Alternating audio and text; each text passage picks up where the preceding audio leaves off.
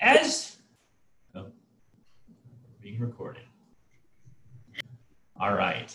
So yes, so as Roshni said, this is the second part in a series on designing your career and how you can use life design to explore and prototype career pathways. So my name is Justin Lortz. I oversee the life design team for the Krieger School of Arts and Sciences here at the Life Design Lab at Hopkins. So I work primarily with undergraduate students who are in the school, who are majoring in the School of Arts and Sciences. So that's what I do, but I also do a lot of programming and a lot of events and a lot of workshops around life design. And as someone who finished his PhD in history in the fall of 2008 and had the great misfortune of graduating into a recession, I know what it's like to be on the market or to be finishing up and have that uncertainty around your careers and your next steps. So I'm really grateful for the opportunity that Roche has given me to continue to work with PhD students to help them figure out their life path and using life design to do that. If you want to follow me, that is my Twitter handle there. I post a lot of things about life design on Twitter,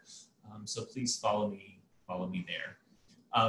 As Roshni mentioned, this is part two. If you missed part one, there's a couple ways you could do it. There's a wonderful Futures Careers at JHU channel on YouTube. So this was recorded, so you can go and check out not only this but other programs that Roshni has organized at the Futures office there.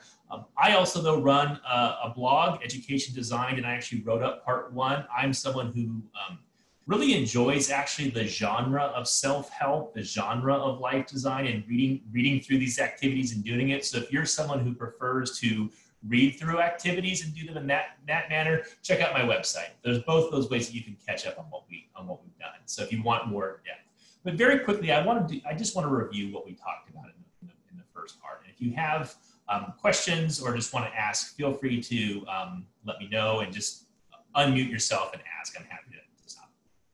So in part one, we went through the life design process, and talked about how life design, just as you would use the same steps to design a new iPhone or design a new consumer product, you could use those steps to design your life, to design your career, to think about how you might proceed forward in your life.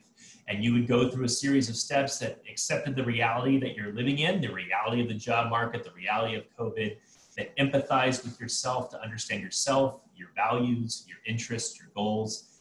You spent some time defining a problem, figuring out what it is, what questions you are actually trying to answer about yourself and about your career, that you would generate ideas, lots of ideas, wild ideas, outside of the box ideas for your career next steps, and that you create a series of cheap, quick, easy prototypes, ways that you could try out these different careers, these different next steps to make sure that your assumptions are correct, that this might be something worth pursuing.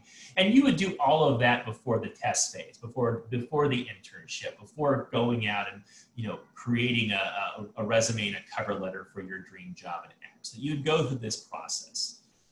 So last time we talked about the accept phase, so dysfunctional beliefs.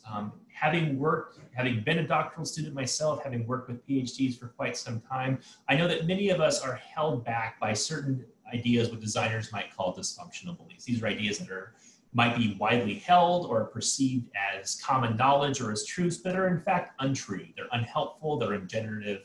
They really do hold us back from pursuing careers that are fulfilling and meaningful. For most doctoral students, I find that the biggest dysfunctional belief is this idea that in order to be successful, in order to be fulfilled, in order to live out my life's goals and vision, that I need to secure a tenure-track faculty position. Whether we actually believe that, or the pressures that we feel from our peers or from our dissertation advisors, that is very much a dysfunctional belief that permeates academia. So we talked about, in order to move forward, being able to reframe that and recognize that there are actually many paths to professional success and fulfillment. And you're really just looking for one or ones that align with your values and interests. So once you make that reframe, then you can begin moving forward and designing a career that is meaningful and that you actually will enjoy and find fulfilling. We talked last time about this idea about a true north, about really taking the time to think about what is it that you believe, that you value, that you hold most dear, that you want out of a career and out of your life. Life design, has this basic central tenet that this idea that a well-designed life is a life that is coherent. That basically, in order that if you want to be successful and you want to be fulfilled, that if you can find a career path so that what you are doing aligns and is coherent and is connected to who you are and what you believe, that that is the path towards fulfillment. So knowing who you are and what you believe and taking some time to understand your values at the outset will help you know if you're going in the right direction. We spent some time last time with this idea that in order to understand what your next steps are, what you might like to do, spend some time thinking about what you have actually done. Take some time to reflect on the activities that you've done, both pre-COVID and now, and find those activities that you find enjoyable, that you find energizing, that you find meaningful, right? Because those are the activities that can lay the groundwork for a career or for a life that you will actually be excited about and energized by. Understanding that. So, and forget about job descriptions, forget about titles, forget about career paths, but understanding what you actually enjoy doing, what energizes you, what engages you, that's a first step to discovering potential career paths. And then finally, we spent some time on the define step, doing some very basic things around how might I statements. These are statements, how might I explore X? How might I prototype X? How might I learn more about X? The idea behind this step is that just as in research, we're all familiar with the importance of asking the right questions in research. Just as in research, asking the right questions is a critical step to finding the right answers or generating the right ideas in the design process in life design. So if you're asking the right questions, you're more likely to get ideas that are moving you in the right step. And if you can spend some time to properly define the problem and ask questions that are rooted in your values, rooted in that true north, rooted in your who you are and what you believe, that the ideas that you generate are going to be more likely to help you move forward in the right direction. So that is a very quick overview of what we covered last time. And so I will refer back to some of these things, but it can also help those of you who were not here last time, don't feel like you can't move forward with these next steps. Because today we're going to get into the part that I think a lot of people really enjoy in the life design process. And that is this process of imagining your future selves. If you've ever picked up the Designing Your Life book or gone online and looked at life design, this is similar to what the guys out at Stanford who created Designing Your Life, Bill Evans and Dave Evans and Bill Burnett call Odyssey plans. We're going to take a little bit different approach to this. But the central idea is that in all of you, that there is multiple versions out there of you in the future who are living successful, fulfilling, meaningful lives in a variety of careers. That there is someone out you, yes, who is a tenured professor in X, but there's also a version of you out there that is an attorney, that operates a baked goods store in Montreal, that operates a travel agency in London. That there's all of these different possibilities out there for you. So we're going to take some time today to imagine some of those future selves as a way to start thinking about how we might prototype possible careers. So where we are in the life design process now is that we are actually in the ideate phase. We're going to start generating some ideas, but also we're going to generate some ideas by empathizing and understanding a bit more about our past, about some of the things we might have considered in the past. So now we're going to, hopefully you have a piece of paper or something that you can write in, because we're going to start actually with some actual activities now at this point. So the first step of this process is what I want you to do is to list all of the possible careers that you have imagined for yourself. And I know sometimes this can be hard. When I talk to PhD students, they will say, you know what, as long as I can remember, I wanted to be a professor. I've never really thought about anything else. And yet when you push them, oftentimes that is not quite true, right? If you really think about all of the things careers that you've ever considered, you can think about, yes, the career path you're on now, but you might have thought about what other options there might be if that career path was open. Certainly now you're probably thinking, okay, what's something else I can do? What did you think that you do when you were a kid? When you grew up, what did you think that you were going to be? When you were applying to college, what did you tell an admissions officer or your academic advisor in college what you wanted to do after college. If you've gone to a career fair recently or talked to a recruiter or talked to someone in a hiring position or gone on an informational interview, what do you tell those people now about what you want to do with your life and your career? If you play the lottery, like I only play the lottery when it hits some fantastical amount of money, but what do you fantasize? If you won $300 million and could quit and do anything, what is it that you would do? What do you fantasize about if you weren't for the pressures in your life from your family or from your peers or from your advisors? When you kind of retreat to your world and say, you know what, I just want to quit and go and do X. What is X? What are the jobs you've heard about recently and thought, wow, that sounds cool? So to walk you through, to give you a sense of how I would go through this process. So when I was 5 or 6, I wanted to be either an astronaut or a burglar. And then when I got into high school, I decided that what I really wanted to do was teach history in high school. And so when I started college, that was my goal, to be a high school history teacher. But then I thought, wow, my professors are so much cooler than my high school teachers. I want to be a professor. Besides, that's where the money is at, as being a history professor in college. So then I went to graduate school and decided I was going to be a history professor. And then, of course, you know, you have your down things in graduate school. So I thought, you know, I'm going to quit and become a lawyer. That's what I'm going to do. And then I thought about, you know, maybe moving back to California and entering into the tech economy.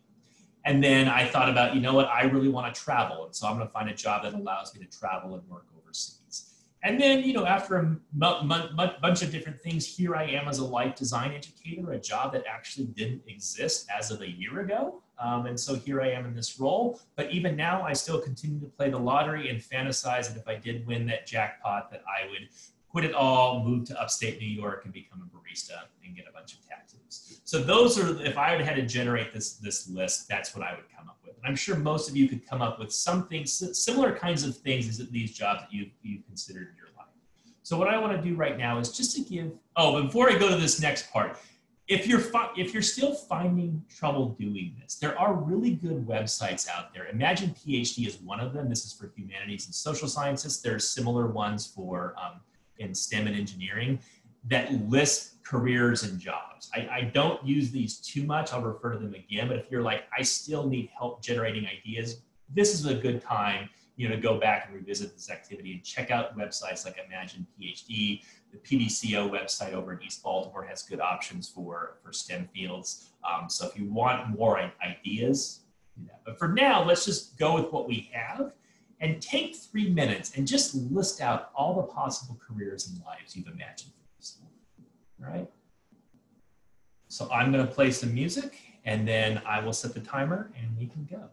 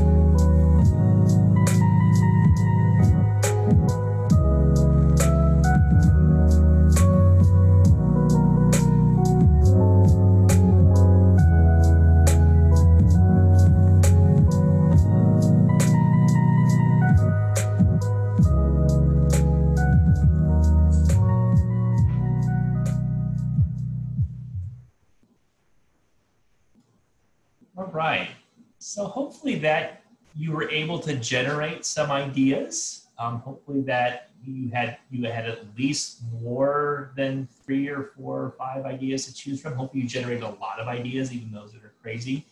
And so now take some time to take a look at your list and think about which of those lives you might still be pursuing or contemplating. Think about lives that you had left behind at some point, and now that you're thinking about your career options that you want to reconsider. Think about the ones that make you smile or delight you or intrigue you. Think about the ones that you maybe have set aside because you were worried about disappointing someone. Or lives that you've set aside, this is a big one, that you've set aside because that is not what people with a PhD do, or that is not what people who are educated do, or that is not a job that is worthy of your educational level and talents, things that that might make you happy. And think about, see if you could find 3 to 5 lives that you would like to explore. You're not committing to anything, and try to find ones that might be a little crazy, that might be opening up a coffee shop up in the Hudson River Valley, or things that are a little bit crazy that you want to at least put on the table to explore in this process. Because we're not committing to anything, we're just thinking about how these ideas might inform our next steps. And so what we're going to do now is we're going to take one of those lives, and we're going to imagine future self number 2. Now, I intentionally numbered this future self number 2 because I think for many of you, future self number 1 might be the tenure track professor, the academic position that you still are want to pursue, that you're still going to apply for. And so I'm not saying don't do that, but let's imagine what that alternative might be. I think it's going to be a much more rewarding activity to imagine future self number 2. And so select one possible life from the list you've just generated and imagine what your life would be like 5 years after the end of your training if you pursued that life, right? So if you're early on in your program and you still have several years, this might be 10 years in your future. If you're finishing up and you're finishing up a postdoc or finishing up your PhD and are about to enter into the world of work this coming year, this might be 5 years in the future. But give yourself time to complete your training and imagine what your life might look like 5 years. And really flesh that out. You're building out a character here as if it's something in a movie. So you can use drawings. You can really imagine what that life is like. What career are you pursuing? What's your title? What company do you work for? What's your set of responsibilities? Where do you live? Where do you work? Are you a city person, country person, living in the suburbs? What about family and friends? What do you do outside of work? What are your hobbies? Do you still volunteer? What are your interests? What activities that you are presently doing have you stopped? Which ones have you continued? And what is your most significant life accomplishment to date? So what is the thing that takes place over the next 5 to 10 years that you in this future life are most proud of? Really try to build this out. So if I were to give you an example of what I might do for my own activity, so this would be my imagined life number 2, which I am titling I Shouldn't Have Listened to Mom. Why? Because my mom told me, don't be a lawyer. Lawyers are miserable. Don't even consider being a lawyer. And so this is like, oh, I shouldn't have listened to mom. I should go to law school. So this is my life. I'm going to go to law school, Yale, of course. I'm going to go and work as an attorney at Debevoise in Plimpton, which is a white shoe law firm that just so happened to be where my dissertation advisor's husband worked. I was going to have a fancy apartment in Manhattan. When you're making $12,000 stipend as a graduate student, multiplying that by 20 is all the money in the world. So I was going to travel. I was going to have fine dining. I was going to have all this money to go to jazz clubs and cook and just live this really fabulous life. And yeah, I'd be busy, but I'd be social and have times for friends. And of course, when I would be very successful in law school, and I was going to be the editor of the Yale Law Review. So this is me imagining my life 5 years after completing, either dropping out or completing my PhD and going to law school. So this is what my life number 2 might look like. So yours, use some of these ideas and draw pictures and give your life a title. So what we'll do now is I will give you a chance to really flesh out this life. Feel free to turn off your camera. Feel free certainly to mute yourself if you want to go and find a different place to work. Take about 5 or 6 minutes to do that and really imagine future life number 2.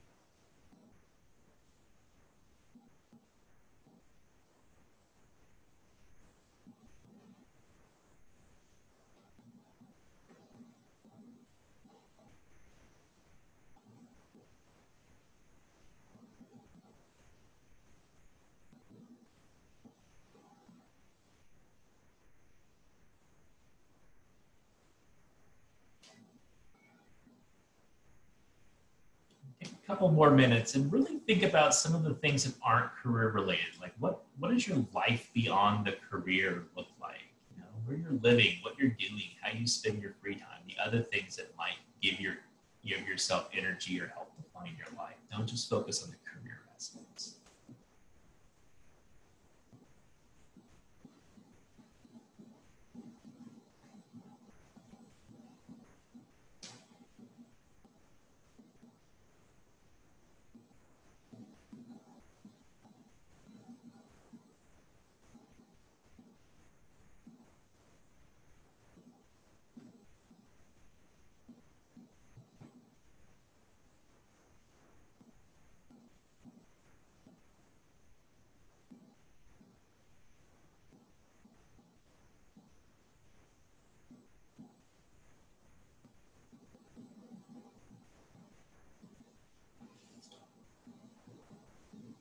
All right, let's take one more minute and make sure as you're wrapping up that you can come up with a catchy 4 to 6 word title. Yes.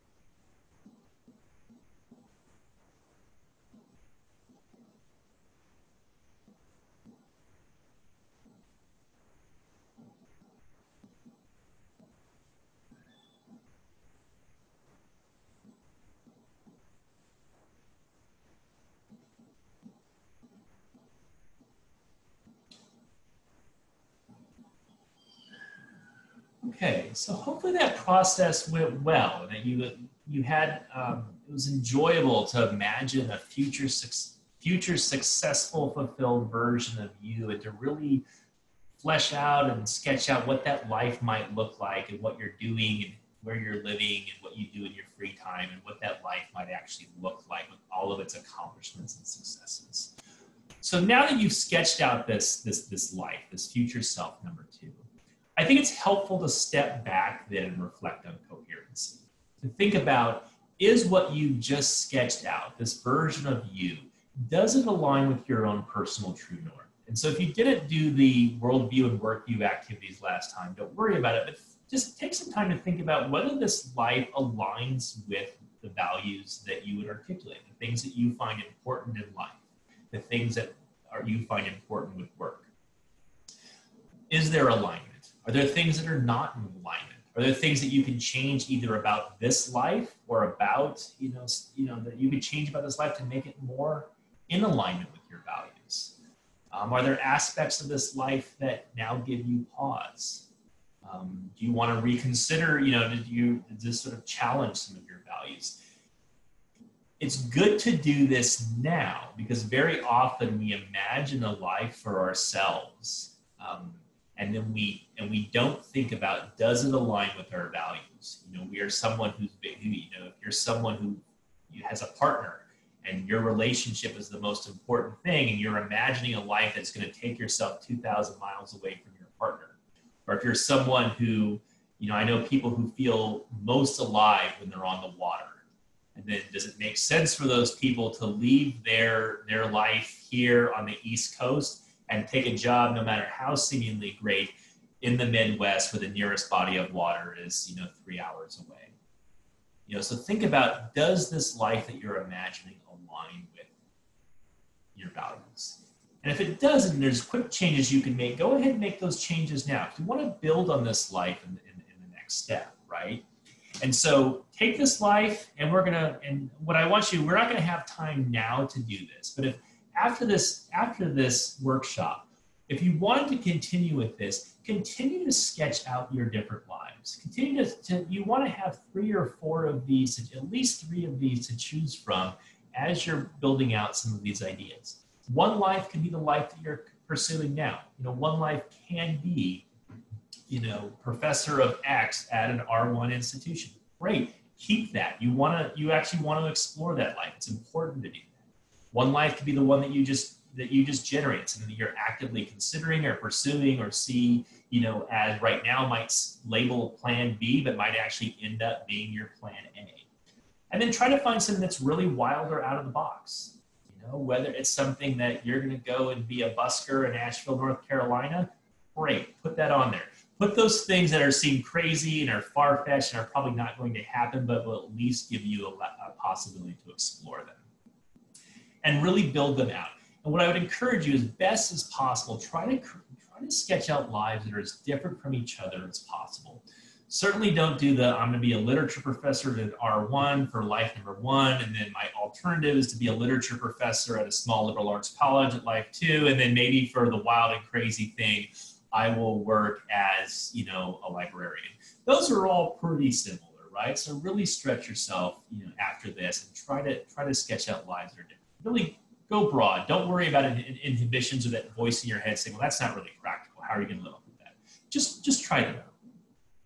So right now, you know, the reason that we do this is to really acknowledge that we do have multiple lives, multiple possible versions of you that are within you.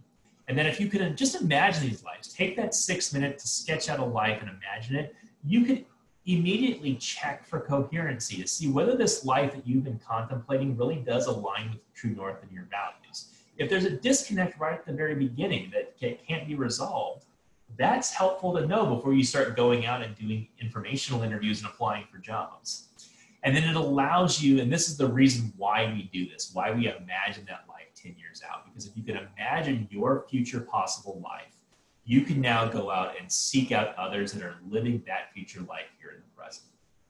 So that is the next step. And that's what we're going to do. And this is the prototyping step, is that we're going to prototype your imagined life. And so this is the prototyping step. This is where we are in the life design process. And how we do that, the most effective way to do that is not through internships or some of the other things, although those are very valuable, is to seek out what Daniel Gilbert, who's a psychologist, who's a psychology professor who writes on the psychology of happiness, what he would label as a surrogate. The idea that there are people out there who are living your life in the future now, and you could use them as a surrogate to understand whether or not that life, that career, that life that you're imagining would actually make you happy, right? So the best way to understand whether or not being an attorney in a white shoe law firm in Manhattan is not to drop everything and do an internship. It's to talk to an attorney who's, working in a white shoe law firm in Manhattan and find out whether or not they're happy and whether or not what they're doing aligns with their values, and to see if you can use their mental state there to predict how you might feel. So that's why we do this process of seeking out surrogates. In order to figure out who to ask, it's helpful to do what we call a stakeholder map, because you're probably not going to find multiple people who are living the exact life that you want to explore. Especially if you get into very focused careers, there might be just one other person that has that career. If that person doesn't respond to your email, you might need to figure out different ways to talk to people to learn more about that life. And so we do this through something called stakeholder maps. And stakeholder maps allow you to broaden your search to people who are related to the life that you're imagining, but might not be the exact person that you want to talk to. So there's different ideas, there's different stakeholder map examples. There's a few here. This is one on, looks like the one on the left would be one for an exhibit. The one on the right actually is for Swedish forestry, but to think about the different stakeholders, the different people that this career interacts with. The most basic way to do a stakeholder map would be to do something like this. And then it looks like a bullseye that has these concentric circles, core, direct, and indirect, and then putting a how might I statement on the top of it. And so to give you an example, so this is something that I sketched out. How might I explore my interest in becoming a curator at the American Museum of Natural History? So the core people that you would interact with would be other museum curatorial staff, curators at similar museums doing similar kinds of work. Those are the people that are really the closest to what it is that you do.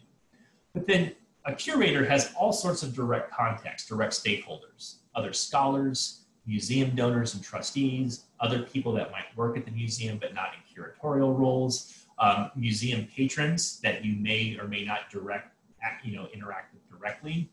And then when you think about the broader range of people that are impacted or indirectly interact with someone who's a curator in a museum, right? Not just museum patrons, but journalists and museum critics, the broader K through 12 and university space that might use the museum or use its resources, foundations and other granting agencies, customs officials, cultural heritage officials, producers, politicians and activists, the politics of the museum space, travel and tourism boards. You can keep pushing this out further and further to think about all of the people that this job might intersect. So it's a good way to get a list, to get a group of people that you could potentially talk to, is to create a stakeholder map. And so this is an example. So what I would invite you to do now is just to take a few minutes and really quickly sketch out what a stakeholder map might look like for the life that you selected, right? So at the top of, and you don't need to, just sort of draw a bullet, draw a bullseye on a piece of paper. And at the top, just write out a very quick how might I statement. And for simplicity's sake, I would just say, how might I explore a career as X? And then list as many core, direct, and indirect stakeholders as you can. Don't let your inhibitions hold you back. Be creative. Just throw out as many ideas for possible people that you can talk to as you can. And so I'll give you 3 minutes to do this process.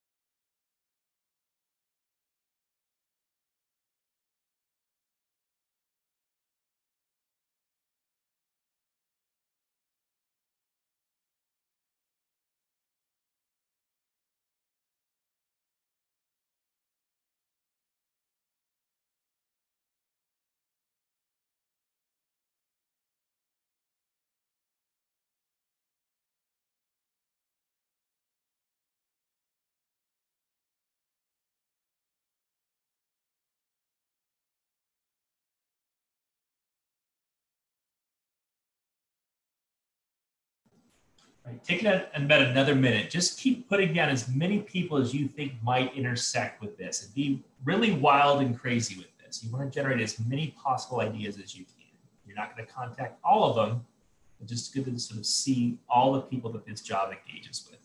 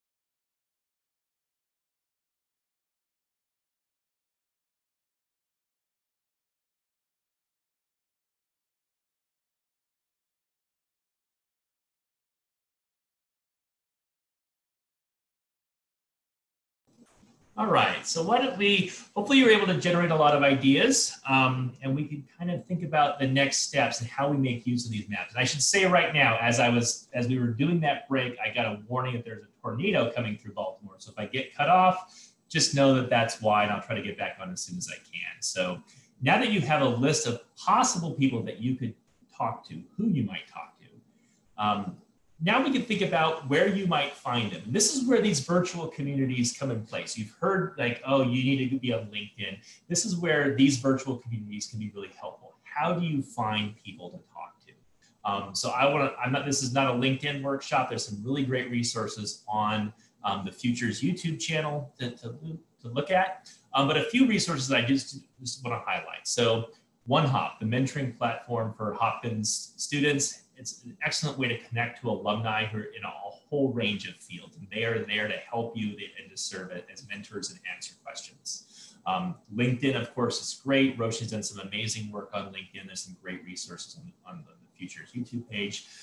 Imagine PhD actually can connect you to different communities, both on LinkedIn and on other areas where you can connect to people in very specific fields and ask your questions. And I have to say, I'm impressed. In the past decade, a lot of the professional societies have done a lot more work on building career communities, building opportunities to do informational interviews. So the American Historical Association has a good career community. I know that the Association for Cell Biology has a lot of career networking and career mentoring programs, MLA collected academics. So most of your professional associations also have ways to connect with people who have a PhD in that field who are on and doing very interesting things. So you can find these people through all of these different communities. And this is a chance for you to go out and start talking to people. And what you're going to do is, how you're going to do this is something what we would call a life design interview. And I want to say, sort of give some tips for how to do this, is to think about life design interviews as something part of, related to, but somewhat distinct from networking. Because when you're networking, you hear all the time, oh, if you want a job, you got to network. Very often you go into networking with the idea that you're trying to build a bridge to a job, that you're trying to get connections, you're trying to find a way into a company. Even though you'd say networking is just informational interviewing, trying to find out more information, that you do go into a networking conversation with an agenda, fairly or not. So you're trying to find more about your ways into the company and trying to look for a pathway and a connection. So this is something a little bit different in a life design interview. Don't treat it like a job interview. And this goes true with any networking, right? So you don't want to, if you're asking, oh, are you hiring? Then the life design interview is not going to work. The goal with a life design interview, though, is to focus on the other person's story. If you find yourself talking yourself up and talking about your own experiences, you're doing it wrong. You want to get them to talk about their story. And you want them to really focus on their journey, on their story, on their day-to-day, and not on the process. You don't want to like, how do I become you? You're trying to understand, what is it like to be you? Would I be fulfilled as you? Would being you be satisfying and aligned with my values, right? So what you really want to understand in a life design interview is the day-to-day experience of this person's life. This is actually a good chance. Very often when we do informational interviews, we focus so much on the career piece. What do you do for your job? That we actually don't ask about the other aspects of their life, right? So a lot of people go, when they're thinking about their career and their values, they want to have time for their family. They want to have time to be involved in their community. They want to have time for other interests. So you can ask this person, do you have time for family? Do you have time to pursue your other interests? What's your commute like? What are some of the other things that make your life what it is, to better understand what it's like to do that, what it's like being in that role. So just really understand the day-to-day experience of that person's life. And think about questions that you can ask.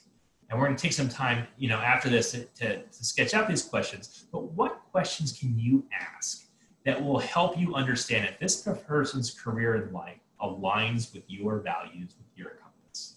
What are the things that you really want to know? Not about process, not about how do I get the job, but what can I ask to really help me understand if this is a life that I'm imagining for myself is really fulfilling and meaningful as I'm imagining it to be.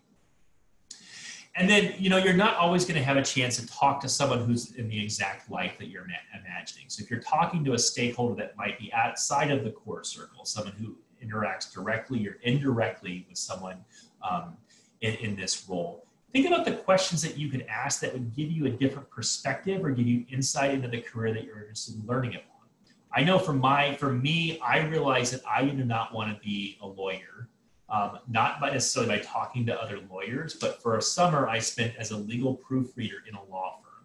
And I worked the swing shift. So I started at 4 o'clock in the afternoon and worked till midnight.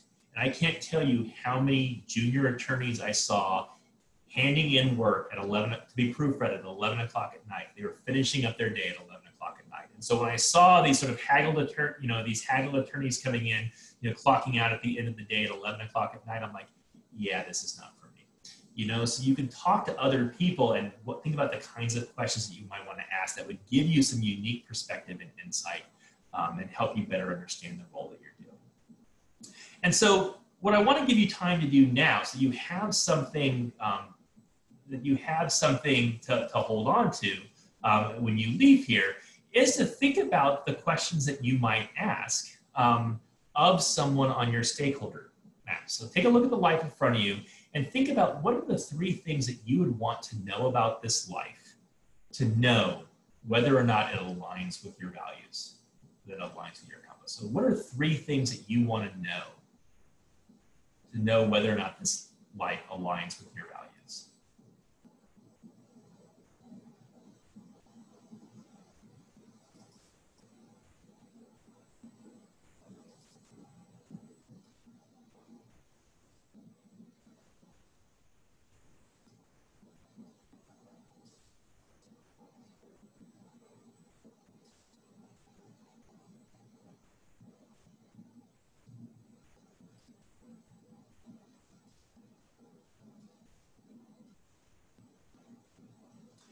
And then after you come up with those 3 things that you want to know, take some time and select a stakeholder from either the core or the direct things and think about what are 3 questions that you could ask this person to help you better understand the life that you're contemplating.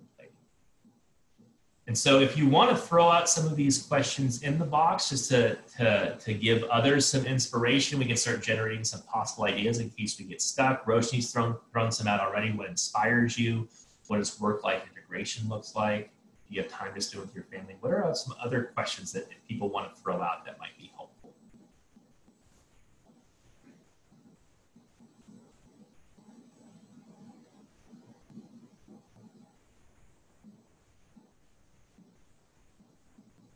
Feel free just to throw them up in the chat box. We'll kind of do this as a communal effort. Room for growth and professional development. Do you feel like this is a place, this is a career you can grow into? What is most rewarding? What is most exciting about your work? Paperwork. How much paperwork and bureaucracy do you deal with? What else do you want in your life? What do you see as an asset or an obstacle? What is the most challenging? I like Allison's one is great. Have you ever worked on a project that you felt was morally questionable, right? Like, do you ever, are there things that challenge your morals and your ethics in your role? What do you wish that you could change about your work? What is the work culture like? You want to throw out some more? How are minorities? This is really good, right? How are minorities treated in the work environment? How are people, if you're sort of concerned about, how are people like me treated at your organization? Are there going to be other people that look like me in your organization? What does your spouse do, right? If you're thinking about sort of finding a job where your spouse can also find a fulfilling career, what do other people's spouses do? How does your environment support growing families? Do they have enough intellectual challenges? You're not just redoing the same, similar thing. Another one that I see a lot, do your hours have flexibility? The one I see a lot is, do you use your training in this job? Do you see yourself as a scientist or as a historian or as a sociologist? How much does that activity play into the job? So these are all really good questions, right? You'll notice none of these are, how do I get a job in X? What are the steps that I need to take to become you? These are questions that you can ask that will allow you to think, is this life going to make me happy and fulfilled? And most people, when they're doing these kinds of interviews, really like talking about themselves. If you ask me these questions, I have all sorts of things to say about all of these things. It'll come very easily. and you can learn more about what it's like to be a life design educator at Johns Hopkins and whether or not that might be the right career or a potential career for you. So I am going to, all right, so so I think what I'm hoping now is that you have some basic steps that you can take to very easily start prototyping some of these possible lives. And the nice thing about doing these life design conversations and leveraging these virtual communities is that you can do all of this work during the pandemic, right? You don't need to worry about lining up an internship. You don't need to worry about shadowing or going to visit. That you can actually do a lot of this reflective exercises and a lot of these connections and conversations with people who are also at home in front of Zoom on Zoom calls. And so you can actually do a lot of work now and lay the groundwork for a job search that can take place in the spring or next year. That you can do a lot of this work now, and most people are more than happy to have these conversations. So now's a really good time to do these life design conversations and do this work. And so if you wanted to continue with this process, which I would encourage you to do, is to take each of the lives that you imagine for yourself and do that same thing, sketch them out. Take some time to imagine what your life might be like if you took that career path. Give it a title, give it a picture. If you want to add more pictures or images or memes, whatever will help you imagine what that life might be like. Create a stakeholder map for each of those lives and figure out who you might talk to get more information. Use those online communities to identify potential life design interview subjects, and then write out at least 3 questions that you might want to ask each of your people. And all of these things are things that you can do readily from home, low stakes, with very little commitment on your part. So that's what I have from now. I just want to sort of plug a few more resources. One is that, again, Roshi's just done some amazing work in PHutures. There's all sorts of things. So if you're stuck or you need help with LinkedIn or you need help with, figuring some of this stuff out, take advantage of the resources offered by Roshni and the PHutures office. The other thing I want to plug, if you want to learn more, so I actually have a couple of colleagues from the Life Design Lab who are here joining us for these conversations. My colleague, Smitty, who is on the call, has done a lot of work thinking about stakeholder maps and different ways that you can approach stakeholder maps. So if you're getting stuck, or if that particular model of core, direct, indirect doesn't work, doesn't really fit with what you're trying to do, she has all sorts of different ways to approach stakeholder maps and questions to ask on her website. So Smitty, if you wouldn't mind sort of posting the link to your website, I think is another great resource. I refer back to it a lot. So Smitty Nathan's website is there. And then, yeah. And then, keep an eye out. I think One Hop's another great website, but just sort of keep an eye out for things that are happening around campus, places where you can go and learn more and talk to people. Yes, I do have my blog, educationdesign.com. There's a lot of really good work in this space. So again, all of these resources that you can take advantage of to prototype things in very low stake, easy, free ways over the next several months. So that is what I have. I am free. We have 5 more minutes left. I want to make sure I got everyone out on time, but I'm happy to stick around and answer questions. If anyone has questions, just feel free to either unmute yourself or just put them in the chat. Thank you, Justin. My little imagination for the alternative life included Hollywood and a publicist and actors and poets. I don't know if that's going to be possible, but Hollywood was in my indirect stakeholder in my map. Anyone else have some really out there ideas for that indirect? I'd love to know. Because barista, I mean, that you can do that, Justin. It's fascinating. So I've done this, and I've sort of put either sort of owning a community coffee shop or owning a community jazz club. And it was always things that I put out like, well, I'm never going to do that. And then I was at a workshop, and someone who was in my group said, there's a theme that runs through all of your different lives. And you like creating sort of local intentional communities. And I was like, you know what, you're right. every job that I've been really interested in has been places where I can create these very intentional local communities. So understand, even though I'm probably not going to become a barista, understanding that about myself has been very helpful in thinking about other jobs and other careers I might take. For some of our more like older sort of students who are, you know, have families and things like that, how do you reframe that it's too late to do something? Like I could have been a musician in my 20s, but now it's like a little too late. Yeah, I mean, life is long, right? I mean, like when you think about, you know, even if you're starting now, you know, in your 30s or 40s, you'll probably have several careers ahead of you. So oftentimes it's never too late. Now, that doesn't mean that you can just quit everything and go on the road and relive the rock dream that you had as a 20-year-old.